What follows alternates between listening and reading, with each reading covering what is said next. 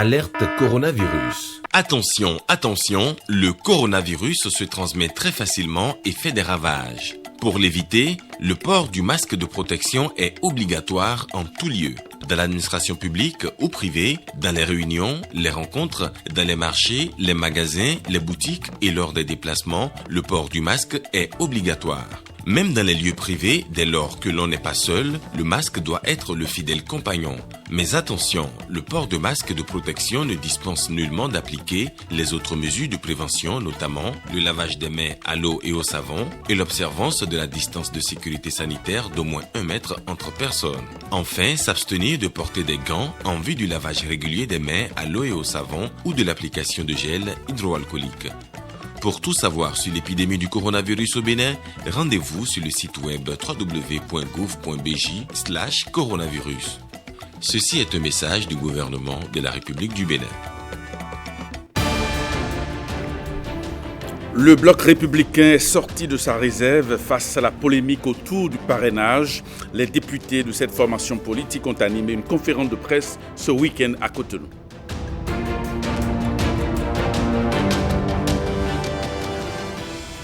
Face aux inquiétudes des Béninois au sujet de la dette publique, l'Argentier national rassure.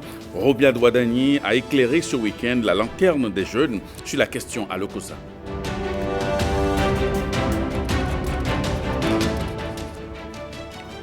Et puis la Saint-Valentin, la fête de l'amour, toute la planète en parle. Occasion de revisiter quelques chansons d'amour. Le Naïka Gbazaou est allé interroger à ce sujet quelques citoyens dans les rues de Cotonou. Vous les entendrez dans un instant.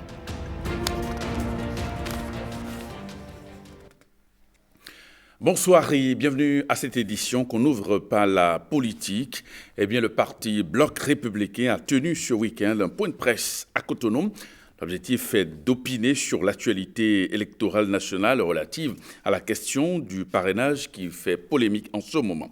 William Aguiar, Jules Akweko. Face à la presse nationale, un collège de 3 élus du Bloc républicain. Ici, l'actualité électorale est passée au pays fin. Des sujets qui défraient la chronique, notamment l'état de la démocratie béninoise.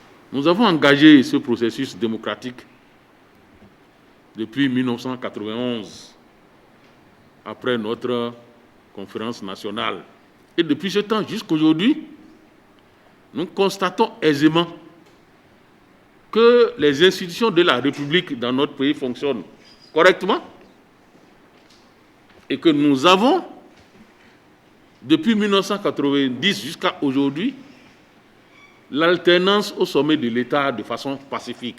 Une démocratie dynamique qui va être renforcée par les réformes politiques engagées par l'actuel gouvernement depuis 2016. Des réformes au nombre desquelles la révision de la Constitution et le rôle joué par l'Assemblée nationale pour y arriver. Nous faisons des élections chaque année. En 2014, on a fait. En 2015, on a fait. En 2016, on a fait. On dépense des milliards. Le président Talon est venu dire, bon, moi je souhaiterais que, au lieu que chaque année que nous faisions des élections et qu'on ne travaille pas là, pendant 7-8 mois chaque année là, regroupons ces élections-là, pour que désormais, qu'on ait ce qu'on appelle année électorale. Une réforme qui va faire de l'année 2026 une année électorale, et pour y arriver, des réajustements ont été opérés et des sacrifices consentis dans un esprit de consensus. Pour allier ces élections en 2026 en une année, soit on doit diminuer le mandat des maires, ou on va augmenter. Ce qui fait qu'en 2020, on les a élus, donc ils ont un mandat de 6 ans. Or, naturellement, c'est un mandat de 5 ans que vous connaissez. Les députés, c'est 4 ans. Il faut allier 5 ans. On est obligé de dire, bon, en 2023, on va élire les députés et feront 3 ans. Donc, de 4 ans, on a diminué donc, le mandat des députés à 3 ans. Le président de la République, comme c'est une élection majeure, on a dit qu'on commence en 2021. Comme c'est en 2021 que nous aurons les élections du président de la République, aucun Béninois ne va jamais vouloir qu'on dise, bon, on décale. On dit, bon, en 2021, on fera les élections du président de la République. Mais pour se conformer à l'alignement en 2026, il faut que le président qui sera élu en 2021 prenne fonction le 4e dimanche du mois de mai. Et en même temps, nous avons prévu qu'est-ce qu'on appelle disposition transitoire pour expliquer que donc le président en exercice là, qui est là aujourd'hui, Patrice Talon, doit pouvoir remettre, si ce n'est pas lui qui est réélu, le pouvoir à celui qui viendra le 4e dimanche du mois de mai. C'est de ça que nos camarades appellent, on a prorogé le mandat, il doit finir le 5 avril. Toutes interprétations contraires ne sont que pour distraire le peuple, a-t-il fait remarquer. Et pour se conformer aux recommandations du dialogue politique, le code électoral a également été revu avec de nouvelles dispositions, telles que le ticket présidentiel et le parrainage qui défraient la chronique. L'orateur principal à ce point de presse dit d'ailleurs ne pas comprendre la position de certains acteurs politiques qui pourtant l'avaient soutenu par le passé. Ceux-là qui crient aujourd'hui, là, hier, quand ils étaient à l'Assemblée, ceux qui ils ont été d'accord avec le parrainage. Comment même le parrainage là est venu? Ce n'est pas les députés de la 8e législature qui ont amené le parrainage. C'est suite à un dialogue national. Et on a montré au niveau donc du dialogue national la pertinence de pouvoir réduire suffisamment les candidatures donc fantaisistes. Dans la loi 2019-43, il est prévu que désormais, pour aller aux élections présidentielles dans notre pays, il faut un duo de candidats. Un duo de candidats. Le président et le vice-président. Et on a dit, le parrainage, c'est les 10% du collectif des députés maires. Nous avons 83 députés, nous avons 77 maires, ça fait 160. Donc les 10%, ça fait 16.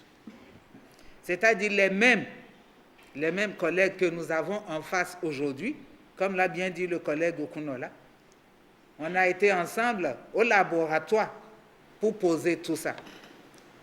Maintenant, ce qui nous reste aujourd'hui, c'est de s'aligner. On a cuisiné ça ensemble.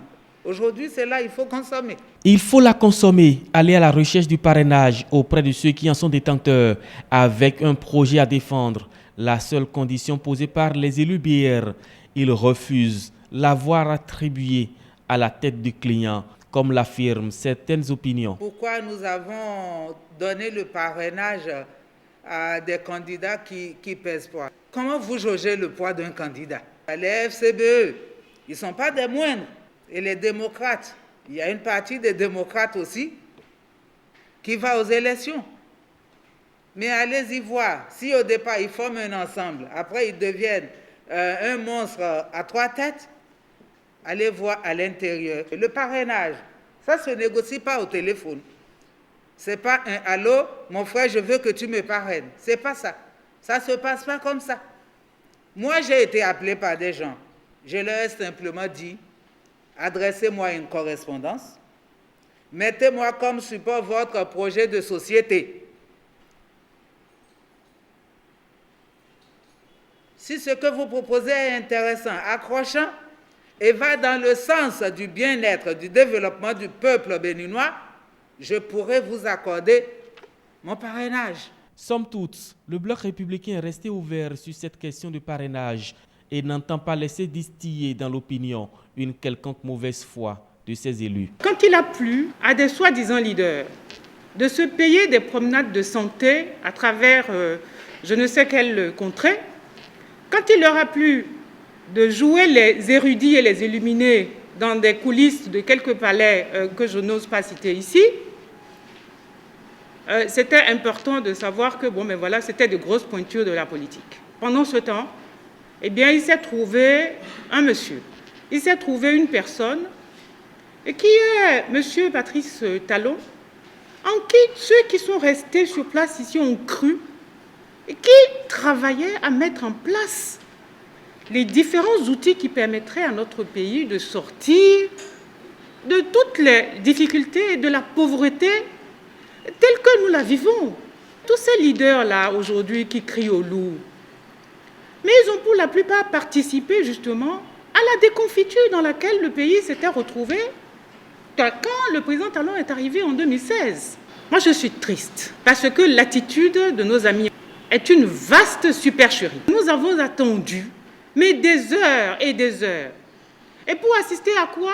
À dans la même journée, un balai de communiqués pour dérouter, pour matérialiser ce que nous avions déjà soupçonné, qui était la vaste escroquerie qui devait être faite au peuple béninois. Nous disons non, la récréation a assez duré. Que les gens qui ont de vrais projets pour le Bénin, qu'ils viennent dans l'arène. Le peuple béninois a compris que quand ce n'est pas eux qui sont aux affaires, tout ce que les autres font est mauvais. Le Bénin nous appartient à nous tous. Le Bénin appartient à eux aussi. Mais ce que nous leur demandons, nous voulons qu'ils portent le Bénin avec foi. Nous voulons qu'ils portent le Bénin avec une conviction qui construit. Pour l'heure, le processus électoral suit son cours et ira à son terme. Le bloc républicain promet jouer sa partition pour des élections apaisées au Bénin. Le réseau Ousmane Traoré a lancé une campagne de sensibilisation et de prière en faveur de la paix au Bénin. Cette démarche vise à sauvegarder la paix avant, pendant et après les élections. Cette semaine, en présence de notables de Parakou, le réseau a lancé donc cette campagne. On va retrouver à Parakou nos correspondants Ronald Robinson et Michael Loati. Nous voulons la paix dans Parakou pour les élections. La paix, rien que la paix. Ces leaders du réseau Ousmane Traoré dans la peau des ambassadeurs de la paix au Bénin. La noblesse de cette action pacifiste a reçu l'assentiment des imams, notables et même du roi de la cité des Koboro, Akpaki Gobiyese, venu honorer l'initiative. Le développement du Bénin doit rester l'objectif final de tous les fils et filles du Bénin. La paix qui concourt, d'après le réseau Ousmane Traoré, ne doit pas manquer avant, pendant et après les élections présidentielles 2021. Pour ça, on a décidé de commencer par Yarakene chez nous et sensibiliser la population pour qu'on sache que c'est Dieu qui élit, qui choisit le président. Et quand Dieu choisit quelqu'un, il faut l'accepter. On ne veut pas être à l'instar des autres pays où la politique divise les fils et filles du même pays. Quelle que soit la personne qui va arriver, c'est lui qu'on accepte. Et on va l'accepter dans la paix, dans la gaieté, le bonheur, pour que ce président-là qui va arriver se souvienne de notre localité, de notre commune qui est Parakou. Parce que Parakou a beaucoup de problèmes. Parakou, statut particulier, problème particulier, tout est particulier chez nous. Il faut que ça change. Cette campagne de sensibilisation pour la non-violence en période électorale démarre dans la 8e circonscription électorale et s'étendra au reste du pays. Le réseau Ousmane Traoré Roth appelle les jeunes à rallier le mouvement. Nous sommes les ambassadeurs de l'auto-emploi au Bénin. Qu'ils viennent avec nous afin qu'on puisse les aider à être des entrepreneurs de demain. Donc mieux vaut qu'ils se concentrent d'abord sur leur avenir. Ils doivent certainement aller faire leur devoir citoyen, qui est de voter au candidat de leur choix. Tout se passera bien par la grâce de Dieu. Si on veut être quelqu'un demain, c'est le travail qui importe. L'avenir, ça se cherche. Ils n'ont qu'à chercher. Donc c'est pour ça que nous avons formé notre réseau pour pouvoir aider les jeunes. Il n'y a rien de plus important que la paix. C'est le message fort du réseau Ousmane Traoré, un mouvement politique né officiellement en décembre 2020 et qui se distingue par des actions sociales en faveur des couches défavorisées. Les filles et fils de Ouidar se donnent la main pour le développement de leur commune. À cet effet, ils ont imploré les divinités pour les accompagner dans leur initiative. C'est à travers une cérémonie fort simple ce week-end dans la cité. On va retrouver Blaise Adampo et Benjamin Denayon. Tout démarre par le rituel Toyi. En clair, les femmes vont chercher l'eau à la source pour Sakpata Wessi. Plus d'une heure après, elles sont de retour avec les jarres pleines d'eau. Les rituels continuent dans la cour de la grande divinité, ceci avec délicatesse. Pendant que des animaux sont sacrifiés à la divinité, à l'extérieur, différents chants sont repris par les hommes et femmes pour implorer les dieux. Des chants et louanges accompagnés de panégyriques.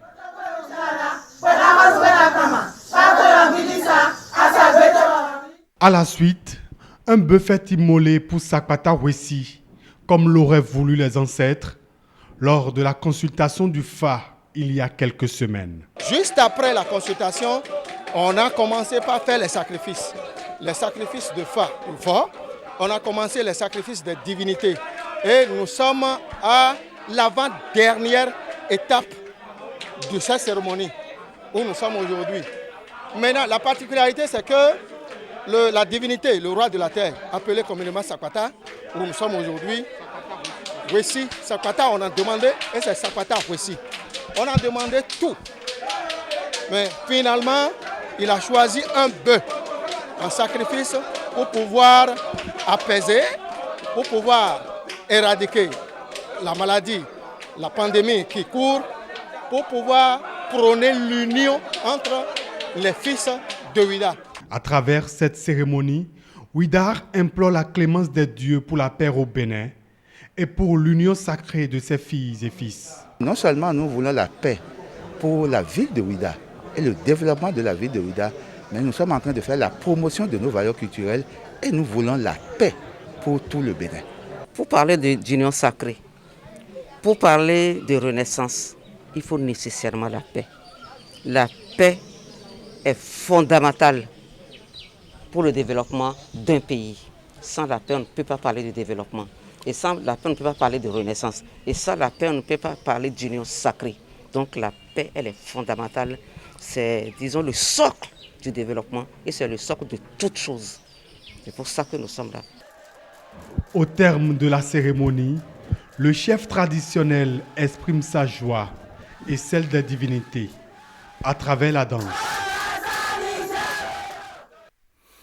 Ces 4 dernières années, le Bénin court régulièrement les marchés internationaux en quête d'investissement pour alimenter et soutenir les nombreuses réalisations du programme d'action du gouvernement.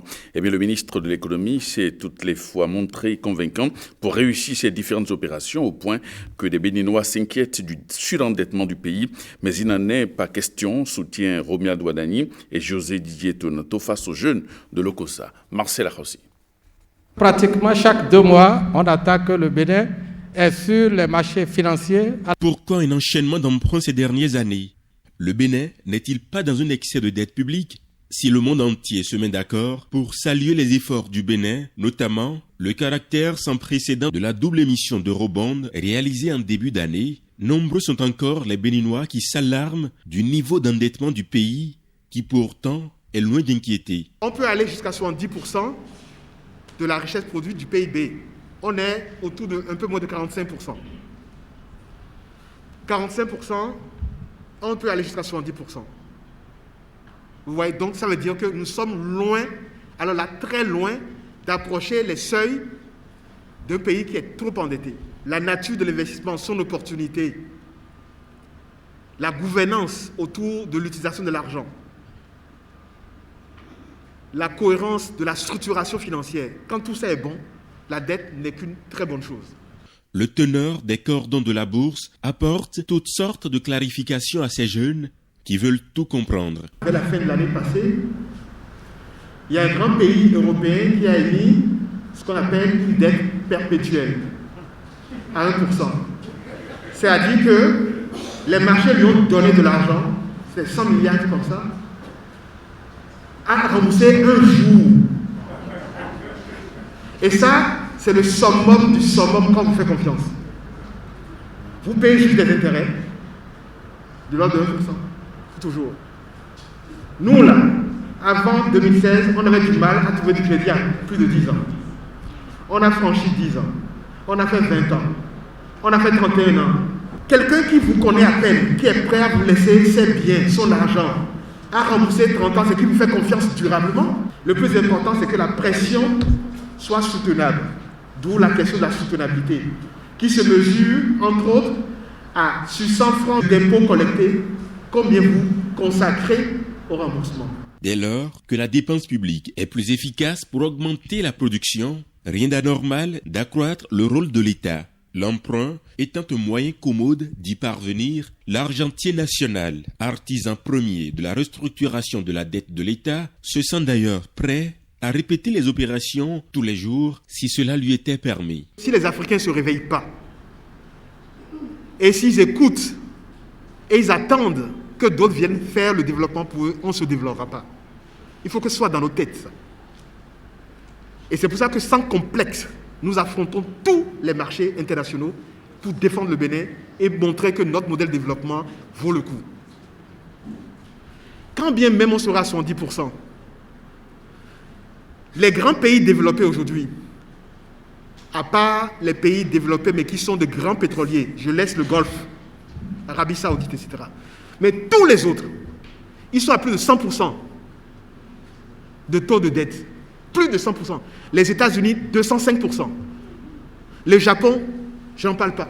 Alors, quand vous avez des pays qui sont très développés, qui ont des taux de dette sur PIB, qui sont au-delà de 100, mais vous êtes à ce niveau, et vous-même, citoyens, vous commencez à crier, c'est trop, on peut revenir à la première question. On arrête de faire asphaltage, les hôpitaux, les écoles, et on fait petit. Le chef de l'État, dans sa tournée, vous a démontré qu'en 4 ans, on a construit plus de stades qu'on a fait en 60 ans d'indépendance. On peut revenir en arrière et faire un marché tous les 30 ans, une rue asphaltée tous les 10 ans. C'est ça que vous voulez ? Une chose à ne pas perdre de vue, le recours à l'emprunt dépend aussi largement des garanties que l'emprunteur est en mesure d'offrir au prêteur. Et là, la question se déplace. La question qu'on devrait se poser, c'est à quoi servent nos dettes ? On prend l'argent pour faire quoi ? Et non, pourquoi on s'endette si tant ? Au niveau individuel, si vous prenez un prêt, que vous allez faire une boutique, que vous allez investir dans quelque chose qui vous rapporte de l'argent, vous pouvez aller à 200 millions et si vous arrivez, la banque regarde si vous avez des activités qui vous permettent de payer. Ils vont vous donner 500 millions en plus. Le chef de l'État a dit, on ne prête qu'aux riches et c'est vrai. La démonstration de ce que le Bénin n'est pas surendetté, c'est le dernier coup dont on parle si tant. Si on était surendetté, est-ce que vous pensez sérieusement qu'on allait faire ce coup-là d'eurobond et que dans le monde entier, les gens vont faire confiance à ce qu'on appelait le petit Bénin avec autant d'argent? On a parlé d'eurobond. Pour faire un eurobond, il faut rédiger ce qu'on appelle un prospectus. C'est un document qui est gros comme ça, dans lequel vous décrivez le pays en long et en large, mais surtout dans lequel vous dites ce que vous allez faire avec l'argent jusqu'au petit centime. Et quand vous revenez une deuxième fois pour demander de l'argent, ils vérifient ce que vous avez fait avec l'argent passé et si c'est conforme. Alors, chaque fois qu'on va et qu'on nous reprête, c'est qu'il y en a qui ont fait la vérification et qui se sont assurés que vraiment l'argent est bien géré. Donc, on doit plutôt se féliciter sur le fait qu'aujourd'hui, l'État du Bénin, nous allons sur tous les grands marchés. Des personnes qui ne connaissent même pas le Bénin, ils sont à Singapour, Hong Kong, Londres, New York, et ils nous prêtent de l'argent. Satisfaits et non plus inquiets, les participants à ces échanges encouragent déjà l'État à aller plus loin que possible. Suffisamment éclairé pour des profanes comme nous. Nous avons eu assez de matière ce soir. Je dirais que je sors de ces échanges-là assez instruite et confortable. Je me sens très bien aguerri parce que plusieurs points d'ombre qui traversaient ma pensée ont été levés ce soir. Je suis très content d'avoir participé à cette séance qui a renforcé encore le niveau de compréhension et qui a permis donc de renforcer également le niveau de compréhension de la plupart de nos participants. Mais puisque c'est bien géré, le constat est là, il y a de la tangibilité dans tout ce qui se fait. Donc, même si demain l'État va sur le marché financier pour lever encore d'autres fonds, c'est aussi normal. Serait-il exagéré de soutenir que l'économie contemporaine repose sur le crédit? Nombreux sont quand même ces exemples dans le monde qui permettent de s'en convaincre, du moins de prendre la mesure d'un phénomène essentiel. Le tribunal de première instance de deuxième classe de Commin ouvre officiellement ses portes pour le bonheur des populations. La cérémonie d'inauguration s'est déroulée ce week-end en présence du garde des Sceaux, ministre de la Justice et du ministre des Finances. Rebecca Kenyaoundé, Beno Djogwe pour le reportage. Un acte fort simple, mais qui marque une nouvelle ère dans le quotidien des populations de Commin, de Bopa et de Grand Popo. Une ère où la justice se rapproche de ses justiciables. Le tribunal de première instance de deuxième classe de Commin ouvre ainsi officiellement ses portes, telles que prévues par la loi d'organisation judiciaire. Ensemble, nous écrivons en cet instant une nouvelle page de l'histoire de la commune de Commin, mais aussi celle des communes sœurs et mitoyennes de Bopa et de Grand Popo. En effet, le tribunal de première instance de Commin, il importe de le souligner, a compétence sur ces trois communes que la géographie a réunies ensemble au sud-ouest de notre cher et beau pays. Je crois donc utile d'appeler tous les fils et toutes les filles de ces trois communes à faire leur ce symbole de l'état de droit et de contribuer à lui conférer pleinement son rôle de pilier essentiel de notre démocratie. Les populations de Bopa, Comé et Grand Popo attendaient avec impatience la concrétisation de la loi portant organisation judiciaire en République du Bénin, qui a prévu, entre autres, la création du tribunal de première instance de deuxième classe de Comé, avec pour son ressort territorial les communes de Bopa, Comé et Grand Popo. L'inauguration de ce jour marque ainsi l'aboutissement d'un projet de longue haleine attendu par nos concitoyens et des justiciables. La loi d'organisation judiciaire prévoit pour l'ensemble du territoire national 25 tribunaux de première instance de deuxième classe, 3 tribunaux de première instance de première classe dans les villes à statut particulier que sont Cotonou, Porto Novo et Parakou. Avec l'inauguration de ces locaux, le Bénin compte désormais 15 tribunaux de première instance de première classe et de deuxième classe en service sur les 28 qui sont prévus au total. Et très prochainement, les tribunaux de Dassa et de Malanville seront inaugurés. Ceci témoigne également de la volonté du gouvernement de garantir un accès équitable des populations au service de la justice. En mettant en service un tribunal dans une localité, la République s'érige en rempart contre les dérèglements individuels pour la protection des droits de chacun et de l'intérêt général. Je voudrais saisir également cette occasion pour vous rappeler que il y a quelques semaines, le chef de l'État a été de passage ici. Monsieur le maire, il a écouté votre discours.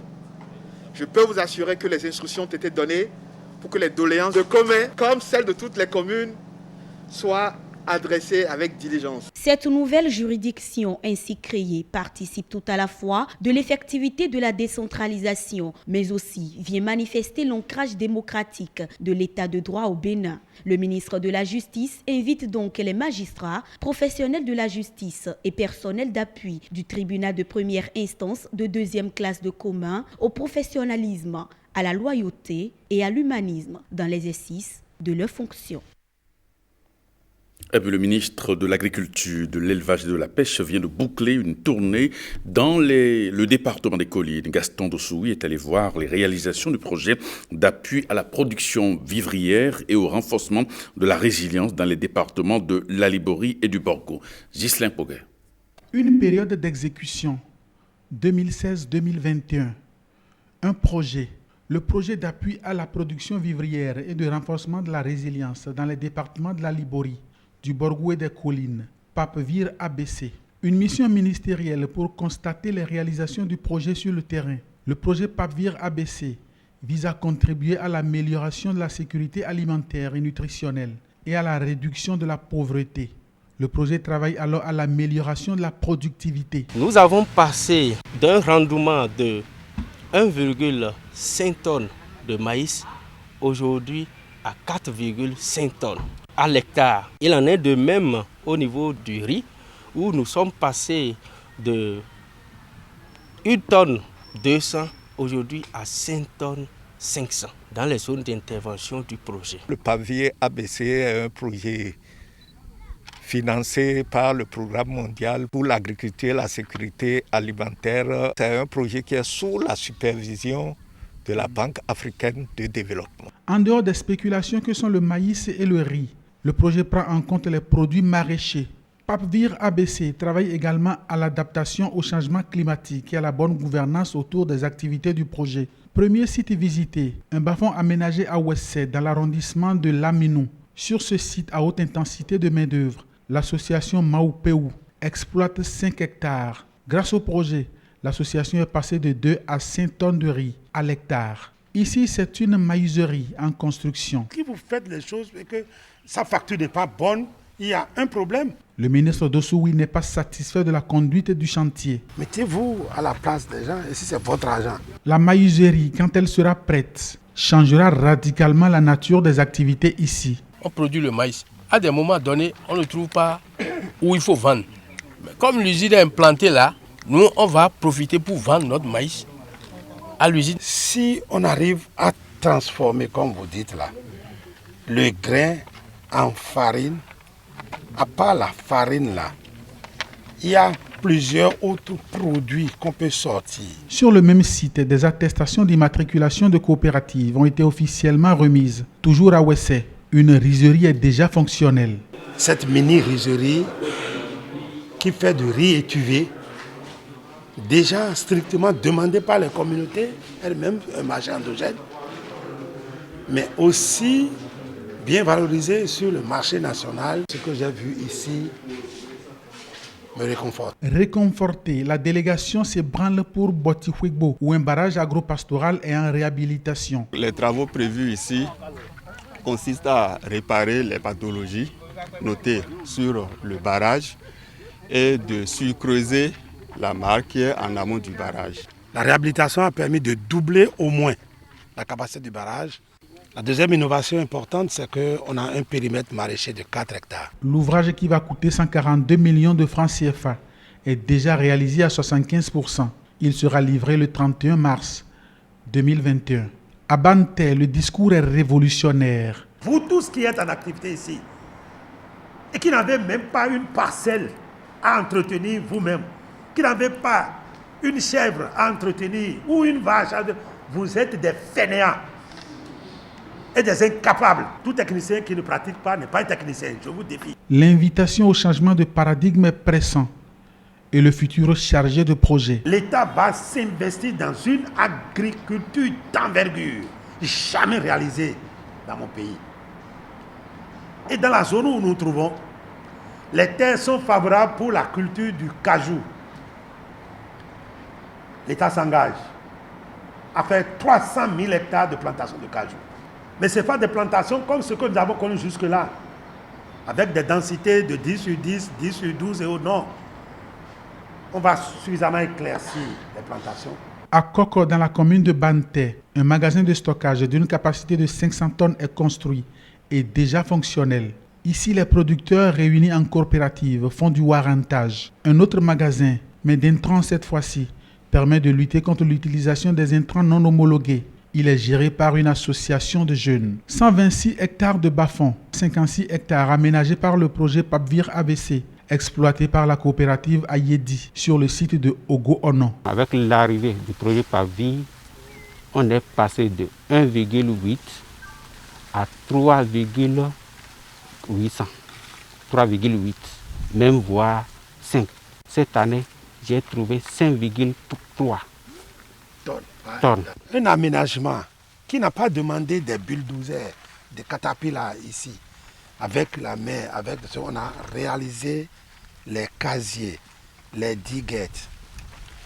Est-ce que vous-même, Si ce que vous produisez ici ne vous suffit pas, vous ne pouvez pas prendre encore un peu là-bas et continuer à produire. Une invitation à l'extension de la superficie exploitée en attendant une autre action du gouvernement qui appuiera à initier la construction d'un autre barrage agropastoral pour le développement de l'agriculture et de l'élevage dans les départements de la Liborie, du Borgou et des Collines, comme l'a conçu le projet PAPVIR ABC.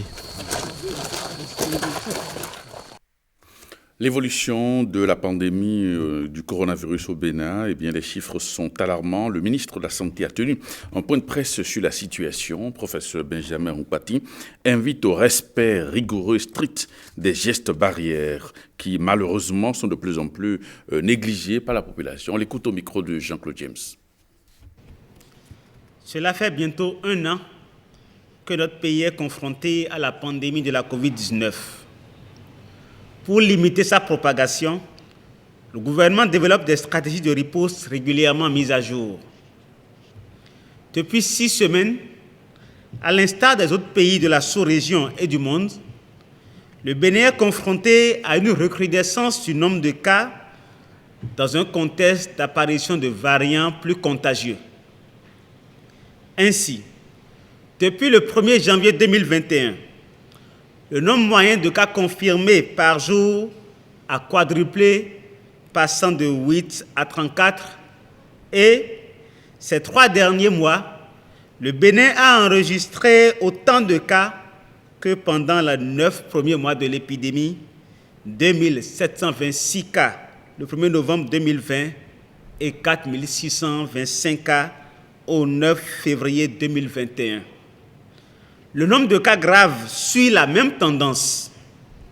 À la date du 9 février 2021, le Bénin compte donc 4625 cas confirmés à la PCR, dont 3781 guéris, 732 patients en cours de suivi, dont 66 cas graves et 13 décès enregistrés en 40 jours, portant à 56 le nombre de pertes en vies humaines liées à cette pandémie au Bénin.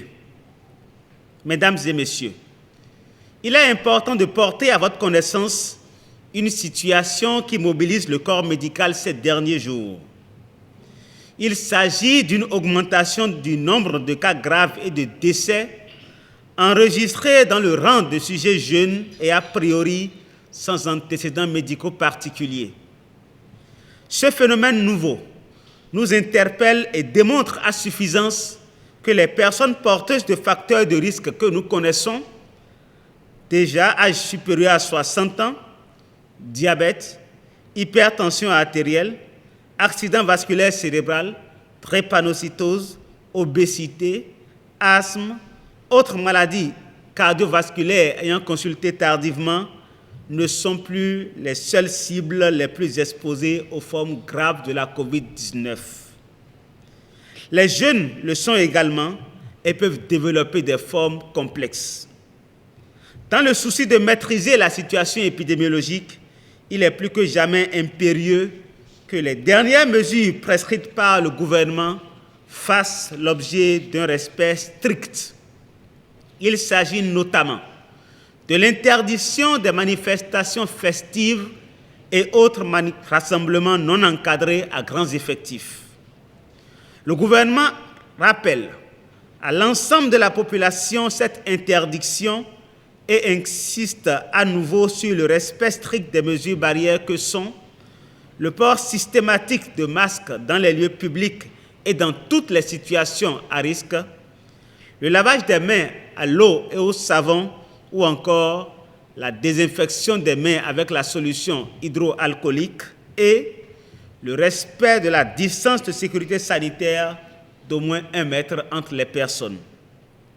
En dehors de ces mesures barrières, il est également impératif, pour réduire l'impact de la présente vague de l'épidémie qui semble plus contagieuse et plus virulente, de recourir promptement à la consultation précoce ou d'appeler le numéro vert 136 au moindre signe faisant penser à la COVID-19 ou assimilable à des signes de grippe ou de paludisme, fièvre, toux, éternuement, rhume, diarrhée, perte du goût ou de l'odorat, difficultés respiratoires, pour ne citer que cela.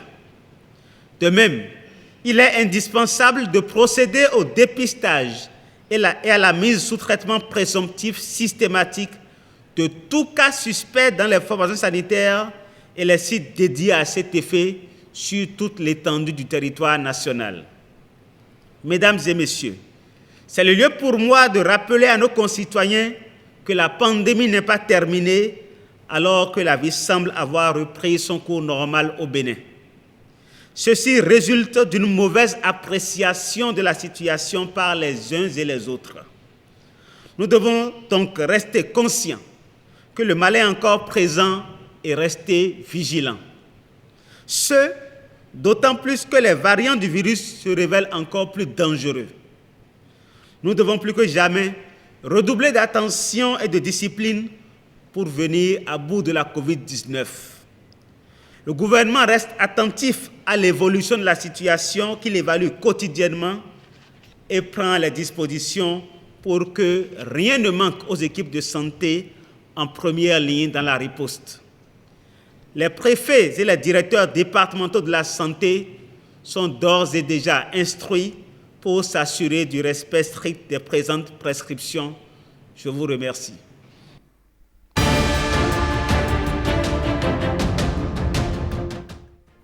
L'actualité internationale en télégramme, c'est un condensé signé Rebecca Kenyaonde. Plus de 16 ans après avoir fui la République démocratique du Congo, recherchée par un groupe armé qu'elle a contribué à démasquer, Deborah Kanyembe s'apprête à devenir rectrice de la vénérable Université d'Édimbourg, qui sera pour la première fois dirigée par une personne de peau noire. Depuis ce temps-là, l'avocate aujourd'hui âgée de 45 ans était en asile au Royaume-Uni avec sa petite famille. Elle s'est installée en Écosse et s'est spécialisée dans les dossiers de droits humains. Malgré son parcours, elle estime que rien ne l'avait préparée à se voir proposer de prendre la tête de l'université de renom fondée au XVIe siècle. En novembre dernier, elle avait été approchée pour savoir si elle envisagerait d'accepter le poste jamais occupé par une personne de peau noire. Elle a accepté, mais pensant que ses chances étaient minces. C'est quelque chose dans ma vie que je n'aurais jamais imaginé qu'il m'arriverait. Je ne suis jamais allée chercher ça. C'est arrivé sur un plateau et je l'ai accueilli. Alors, jusqu'au 1er février à 12h30, quand j'étais officiellement informée que j'étais la seule candidate valable qui avait été présentée, oh mon Dieu, c'est ça, c'est arrivé. Voilà donc le voyage. So that's the journey. Deborah Kanyembe espère pouvoir, grâce à ce poste de rectrice, promouvoir un meilleur enseignement pour le continent. Aux États-Unis, Donald Trump est déclaré non coupable et acquitté, le Sénat n'ayant pas réuni assez de voix pour le faire condamner. 57 sénateurs ont voté pour un verdict de culpabilité et 43 ont voté contre. La majorité des 2/3 nécessaires à la condamnation n'a donc pas été atteinte. Une décision qui n'est pas restée sans réaction de la part des New-Yorkais. To be honest, I'm not shocked. I think that not that many people were that hopeful. Pour être honnête, je ne suis pas choquée. Je pense que peu de gens avaient l'espoir que cette mise en accusation aboutisse à sa condamnation. Je pense que les républicains auraient beaucoup à perdre en froissant leur nouvelle base. Trumplicans or whatever.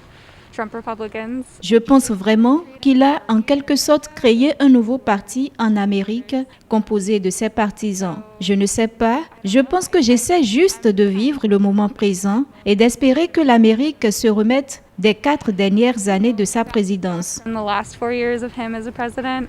Dans sa première réaction à ce verdict, l'ex-président de 74 ans a pris date pour l'avenir et dit, je cite, « Dans les mois qui viennent, j'aurai beaucoup de choses à partager avec vous et suis impatient de continuer notre aventure pour la grandeur de l'Amérique. » Pour rappel, il s'agit d'un deuxième acquittement en autant de procédures de destitution, un cas unique dans l'histoire des États-Unis d'Amérique.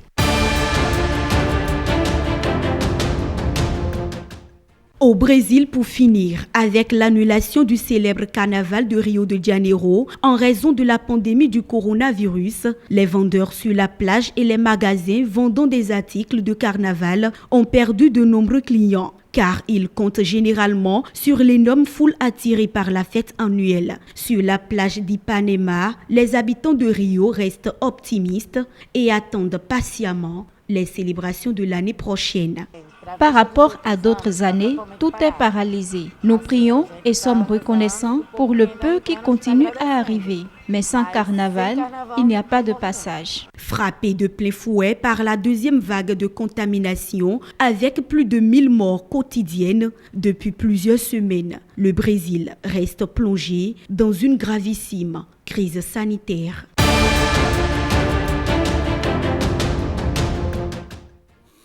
Eh bien, ce journal sera fait. Merci de votre fidélité. À 23h30, vous aurez Rachida Biomaman dans ce studio pour le JT Soir. Merci et à très bientôt.